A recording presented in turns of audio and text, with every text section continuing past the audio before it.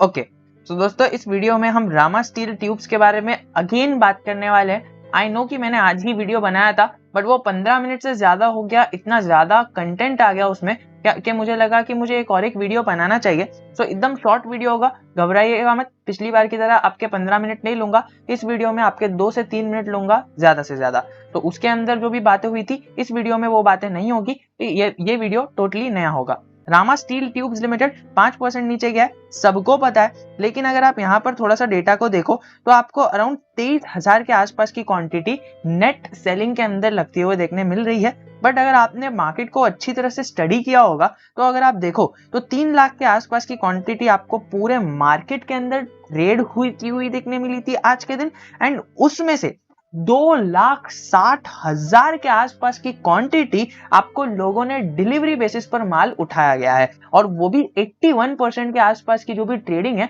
वो लोगों ने माल उठाया है और सेलिंग बहुत कम की है, क्योंकि बायर्स इतने सारे थे। आप अगर स्टार्टिंग ऑफ द मार्केट के अंदर देखोगे तो आपको एकदम नीचे से लोअर सर्किट लगता हुआ देखने नहीं मिला, क्योंकि ये वाला जो जोन था ना, कई सारे लोगों ने इस जगह पर बाइंग की है। एंड हाँ, मुझे पता है कि एएमओ ऑर्डर्स भी आपके लगे थे, जिसके कारण आपने इस लेवल पर बाइंग कर दी है। एंड अभी अब आपका लोअर सर्किट लग चुका है और अब आप सेल नहीं कर पा रहे हो, बिकॉज पिछले ही वीडियो में एक बंदे ने कमेंट किया कि मैंने 430 पर ही सर ले लिया, 430 पर मेरी बाइंग है, और वहीं से वो स्टॉक नीचे गिर गया। तो सबसे नंबर 1 लर्निंग ये है कि कभी भी अपर सर्किट पे जब स्टॉक जा रहा है और आप बाय नहीं कर पा रहे हो तो आपको एएमओ ऑर्डर्स नहीं लगाने हैं बाइंग के। और अगर वहीं पर अगर स्टॉक लोअर सर्किट में ट्रेड हो रहा है और वहीं पर अगर आप सेल नहीं कर पा रहे हो तो आपको कभी भी सेल ऑर्डर के एएमओ ऑर्डर्स नहीं लगाने हैं, आफ्टर मार्केट ऑर्डर्स नहीं लगाने हैं। इसका रीजन मैं वीडियो के एंड में बताऊंगा, क्योंकि पिछले वाले वीडियो में मैंने ऑलरेडी इसका रीजन बताया है।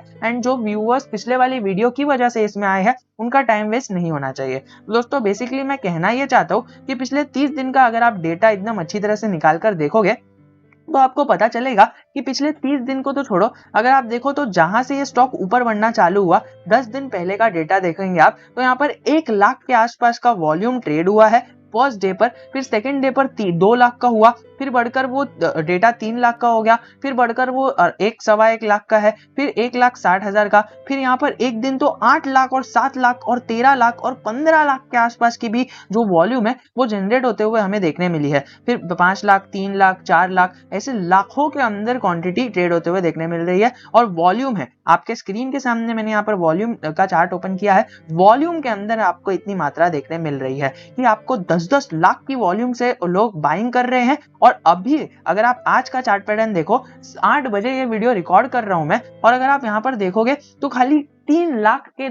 आसपास की वॉल्यूम बनी है सेलिंग साइड पर। दोस्तों यूजुअली होना ये चाहिए कि बाइंग का लेवल अगर फॉर एग्जांपल 10-15 लाख का एवरेज आ रहा है तो आपको जब भी बाइंग चल रही है 10-15 लाख की और डेली की 10-15 लाख के आसपास की वॉल्यूम बन रही है बाइंग की और स्टॉक अपर सर्किट में जा रहा है, तो दोस्तों होना ये चाहिए कि जब एकदम टॉप लेवल पर स्टॉक पहुंच जाए ना, और फिर बाद में जिस दिन वो लोअर सर्किट मारे, ये पहले दिन पर जो 15 लाख की वॉल्यूम यहाँ पर डेली बन रही थी वही यहाँ पर 30 लाख के आसपास की सेलिंग क्वांटिटी लगनी चाहिए। आपने अगर बात को नहीं पहचाना तो फिर से एक अलग नजरिए से आपके सामने बात को रखने की कोशिश करूंगा मैं, क्योंकि देखिए ये पहले दिन पर आपको खाली 3 लाख के आसपास की क्वांटिटी वॉल्यूम के अंदर दिख रही है। दोस्तों अगर हम देखें तो बाइंग के टाइम पर लोगों ने दबा दबा कर बाइंग की, और अभी अगर हम देखें तो जब ये स्टॉक ने सबसे पहला लोअर सर्किट मारा तो यहाँ पर आपको है ना जो 15 लाख के आसपास की जो वॉल्यूम बाइंग के टाइम पर देखने मिल रही थी, तो यहाँ पर ये वॉल्यूम डबल होनी चाहिए,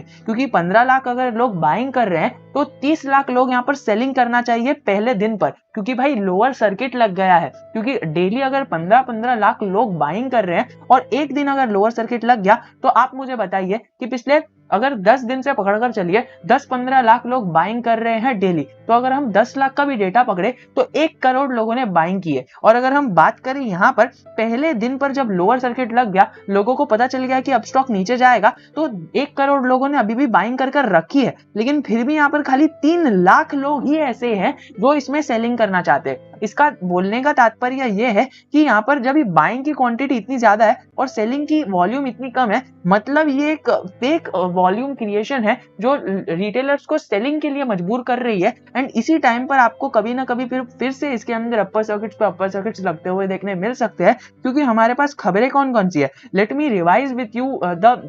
all the news that is circulating in the market. सबसे पहले इन्हें यूपीपीसीएल की तरफ से इन्हें एक बड़ा सा ऑर्डर मिला, जो इनका बहुत बड़ा ऑर्डर था। उसके बाद इन्होंने बोला कि यार ये ऑर्डर तो इतना बड़ा है, 1 साल का ऑर्डर है, और फिर बाद में इन्हें लगा कि यार हमें ना अपने एक्सपेंशन पर फोकस करना चाहिए और इंडस्ट्रीज डालनी चाहिए, जिसके कारण हम ये 1 साल में ये पूरा कॉन्ट्रैक्ट को पूरा कर पाए। दोस्तों ऑलरेडी कंपनी इतनी बड़ी है और ये इतनी बड़ी कंपनी होने के बावजूद भी कंपनी को लगता है कि हमें और एक्सपेंशन करना चाहिए। तो समझ लीजिए कि इतनी बड़ी कंपनी होने के बावजूद भी एक्सपेंशन करना होगा तो कितना बड़ा ऑर्डर होगा। तो दोस्तों इतने बड़े ऑर्डर के बाद भी इनको एक ऑर्डर मिल गया, और वो भी इन्होंने बोला कि अब तक का सबसे बड़ा ऑर्डर है, और वो भी 1 साल के कॉन्ट्रैक्ट के लिए। तो दोस्तों फिर उसके बाद उन्होंने बोला कि अब तो हम डेफिनेटली हमारा प्लांट्स को है ना ये बढ़ाएंगे, और हम प्लांट्स को बढ़ाकर हम एक्सपेंशन की तरफ फोकस करेंगे और एक्सपेंशन कर ही रहेंगे। सबसे पहले ऑर्डर के बाद इन्होंने बोला कि हम यहाँ पर शायद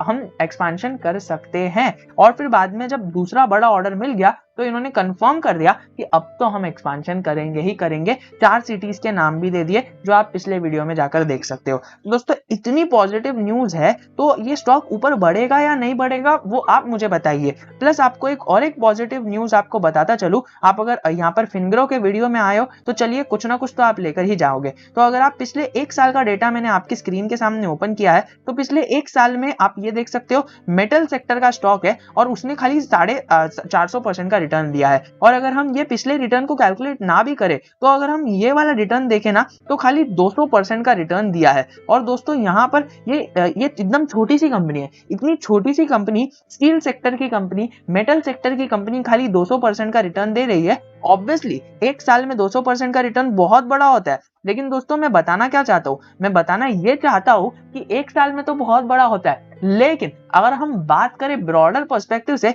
तो टाटा स्टील और जेएसडब्ल्यू स्टील जैसी बड़ी बड़ी कंपनी ने आपको 300, 400, 500% का रिटर्न दिया है, वो भी एनुअली, और लाखों करोड़ों में खेलने वाली कंपनी है मार्केट कैपिटलाइजेशन वाइज। तो दोस्तों समझ सकते हो, अगर इतनी बड़ी कंपनी आपको 400-500% का रिटर्न खाली 1 साल में बनाकर देख सकती है, तो ये रामा स्टील ट्यूब्स लिमिटेड तो एक स्मॉल कैप और माइक्रो कैप कंपनी थी फिलहाल 1 साल पहले, तो इसने इतने रिटर्न्स क्यों नहीं बनाए? दोस्तों अभी तक ये शांत थी, और अब जब मेटल सेक्टर जब ऊपर जा रहा था तब तक ये शांत थी। अब जब मेटल सेक्टर आपको एक धीमा होता हुआ देखने मिल रहा है, तब ये ऐसी एक इकलौती मेटल सेक्टर की कंपनी है, मोस्ट प्रोबेबली कोई और भी कंपनी हो, लेकिन ये ऐसी कंपनी है जो आपको अभी ऊपर जाने का पोटेंशियल रखती है। कि भाई अभी यहाँ पर जब आंधी चल रही थी तब ये छुप कर बैठी थी, और अब जब आंधी कम होने को आई है तब ये आंधी बनकर बाहर निकल रही है, एंड मार्केट को बता रही है कि अब स्टील सेक्टर में अभी भी जान बाकी है, और वो जान मैं लेकर आऊंगी। और इसी के साथ वीडियो को एंड करते हुए कहना चाहूंगा कि इतनी सारी पॉजिटिविटी अगर इस शेयर के अंदर है, तो आपको ब्लाइंडली निवेश नहीं करना है, क्योंकि अगर आपने अपना हार्ड अर्न्ड मनी डाल भी दिया ना, भले ही किसी के लिए वो 1 करोड़ हो, चाहे किसी के लिए वो 100 रुपए हो, बट किसी ने अगर हार्ड अर्न्ड मनी डाल दिया ना, तो फिर बाद में अगर ये स्टॉक नीचे गिर गया तो आप क्वेश्चन करने नहीं आ सकते कि यार फिनग्रो का वीडियो देखकर मैंने इसके अंदर इन्वेस्टमेंट किया था, या फिर कोई एक्स यूट्यूबर का वीडियो देखकर मैंने इसके अंदर इन्वेस्टमेंट किया था। बिकॉज कोई भी यूट्यूबर आपको बोल देगा कि नीचे डिस्क्रिप्शन में हमने बताया ही है कि यहाँ पर हम जो भी बताते हैं ये खाली इंफॉर्मेशन पर्पज के लिए बताते हैं, एंड मैं तो एक स्पेशली हर एक वीडियो में बताता हूँ कि हम इंफॉर्मेशन पर्पज के लिए बताते हैं। और आप अगर ये समझकर इन्वेस्टमेंट कर दोगे ब्लाइंडली, तो आपका यही हाल होगा कि आप एकदम ये एएमओ ऑर्डर्स लगाते रहोगे, और आपकी एंट्री हो जाएगी 430 पर, और जैसे ही आपकी एंट्री होगी स्टॉक नीचे जाना चालू हो जाएगा, एंड स्टॉक नीचे जाना चालू हो जाएगा तो फिर आप अगेन सेल ऑर्डर लगाओगे एएमओ के अंदर, एंड सेल ऑर्डर लगाओगे, आप 450 पे माल खरीदोगे और 350 पे बेच दोगे। दोस्तों आपको पर शेयर आपको 100 रुपए का लॉस हो जाएगा। तो आप समझ जाइए कि अगर आप विदाउट इंफॉर्मेशन करना चाहोगे तो क्या होगा। बट वहीं पर जो बंदा इसके अंदर सोच समझकर इन्वेस्टमेंट कर रहा है, वो डेफिनेटली, अगर ये स्टॉक अभी 400 का है और आने वाले टाइम पे ये 400 का स्टॉक अगर 100 रुपए का भी हो जाए ना, तो भी उसके पैर लड़खड़ाएंगे नहीं, वो कांपेगा नहीं, क्योंकि उसे पता है कि आज तो ये 100 का है, आने वाले टाइम में मुझे मेरे एनालिसिस से पता है कि ये 1000 तक जाएगा। मैं टारगेट नहीं दे रहा, मैं एक एक्स मैन बनकर बता रहा हूँ एग्जाम्पल के तहत कि ये 100 रुपए का शेयर फिर से 1000 जाएगा, तो वो उसके पैर डगमगाएंगे नहीं। बट अगर वहीं पर आप अगर विदाउट नॉलेज जा रहे हो, तो आपने 400 पर खरीदा है, अगर स्टॉक 100 पर चले गया तो आप डेफिनेटली विदाउट अगर नॉलेज जा रहे हो तो सेल कर दोगे और आपको नुकसान हो जाएगा, फिर अगले ही दिन स्टॉक बूस्टअप हो जाएगा। दोस्तों इसीलिए कह रहा हूँ कि आपको नॉलेज लेनी चाहिए। And Rama steel tubes limited के ऊपर आप डरिए मत कि भाई अभी तक तो मेरे पास नॉलेज नहीं थी। दोस्तों अभी आई ना आपके पास नॉलेज, अभी आपने फिंगरों का वीडियो देखा तो आपको नॉलेज आई कि भाई हमें नॉलेज लेनी चाहिए। उसका भी सोल्यूशन बताता हूँ। रामा स्टील ट्यूब्स लिमिटेड पर मैंने 2 घंटे पहले एक वीडियो अपलोड की है एंड वो वीडियो के अंदर मैंने बताया है कि पिछले 2 महीने से रामा स्टील ट्यूब्स के अंदर क्या हुआ है एंड वो रामा स्टील ट्यूब्स के अंदर क्या हुआ है, ये स्टॉक ऊपर क्यों गया एंड इनको ऑर्डर क्या क्या मिले, सारी A to Z कहानी बता दी है। और वो भी इतना इंटरेस्टिंग बताया है कि आप उसको बोर नहीं करोगे। खाली अपने 15 मिनट लाइफ के निकाल कर उस वीडियो को देख लो, वो इधर आई बटन में पॉप हो रहा होगा। बट मेन आपको चीज तो ये बताना चाहता हूँ, अगर आप अभी तक वीडियो में एंड तक बने हुए हो तो आपको एक मेन चीज बताता हूँ जो पिछले वीडियो में भी मैंने आपको बताई थी। वो ये है कि इसका मनी फ्लो और RSI ये दोनों ही बहुत ऊपर चले गया है। तो इसका एक सिंपल सा मतलब है कि थोड़ा सा इसे कामनेस चाहिए ही चाहिए, डेफिनेटली चाहिए। एंड फिर जब बूस्टअप होगा अगेन आपको RSI 90 और यहाँ पर MFI भी 90 के ऊपर आता हुआ देखने मिलेगा। दोस्तों अगर आपको रामा स्टील ट्यूब्स के ऊपर पूरी डिटेल्ड इन्फॉर्मेशन चाहिए कि स्टॉक ऊपर क्यों गया नीचे क्यों गया, तो आप ये स्क्रीन पर जो वीडियो पॉपअप हो रहा है उस पर क्लिक कर देख सकते हो। Jai Hind, Jai Bharat. We will be meeting in our next video. और अगर टेलीग्राम पर नहीं ज्वाइन किए हो तो आप बहुत कुछ मिस कर रहे हो, सारी चीजें फ्री है, खाली 300 लोगों को हमने रखा है। अगर आप भी उसका हिस्सा बनना चाहते हो तो बन जाना, नीचे सबसे पहली लिंक पर क्लिक कर, वरना ये वीडियो जो आपकी स्क्रीन पर पॉप हो रहा है उसका मजा आप उठा लीजिए।